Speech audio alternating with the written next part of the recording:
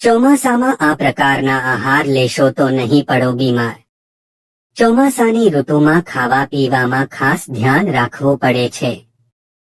ચોમાસાની ઋતુમાં વાતાવરણ ભેજવાળું હોય છે, જેની સીધી અસર વ્યક્તિના પાચનતંત્ર પર પડતી હોય છે, જેના કારણે વ્યક્તિએ હળવું ભોજન લેવું જોઈએ।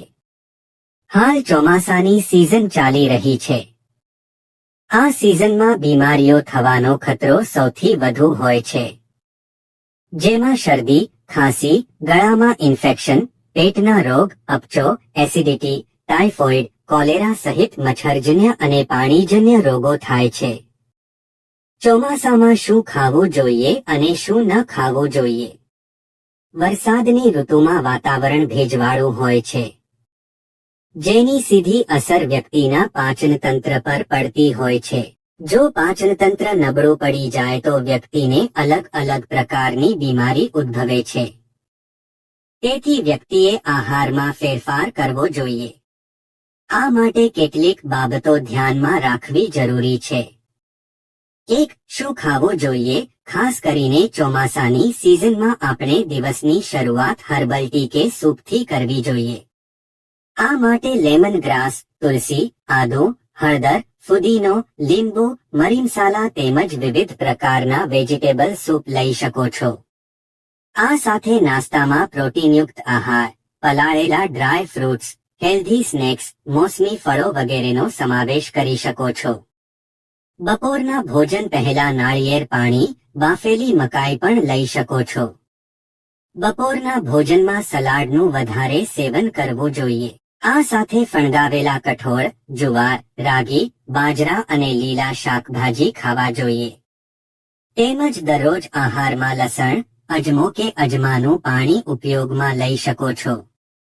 આ ઉપરાંત છાશ, દહીં અને અથાણાં પણ આહારમાં લઈ શકાય છે। રાત્રિના ખોરાકમાં અલગ અલગ પ્રકારની ખીચડી, પનીર વગેરેનું સેવન કરવું જોઈએ। અને રાત્રે સૂતી વખતે ગરમ નવશેકા જેવું હળદરવાળું દૂધ પીવું જોઈએ। આ સાથે દિવસભર ઉકાળેલું પાણી પીવું જોઈએ।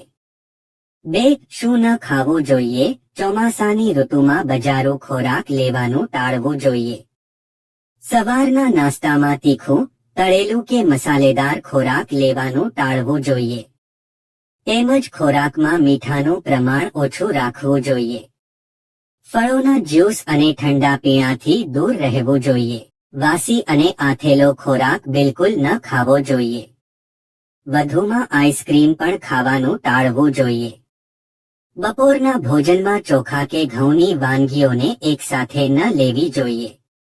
આ સાથે રાત્રિના ભોજનમાં પચવામાં ભારે હોય તેવો ખોરાક ન ખાવો જોઈએ। આ સિવાય મીઠાઈઓનું પણ સેવન કરવાનું ટાળવું જોઈએ। શક્ય હોય તો રાત્રે સૂવાના 3 કલાક પહેલા જમી લેવું જોઈએ। તેમજ ભરપેટ ખોરાક પણ ન ખાવો જોઈએ। મિત્રો, જો તમને વિડિયો પસંદ આવ્યો હોય તો લાઈક કરો અને સબસ્ક્રાઇબ કરો અને બાજુમાં આપેલા બેલ આઇકન પ્રેસ કરીને ઓલ પર પ્રેસ કરજો જેથી તમને વિડિયોની નોટિફિકેશન સૌથી પહેલા મળતી રહે। અને વિડિયો છેલ્લે સુધી જોવા બદલ આપ સૌનો આભાર।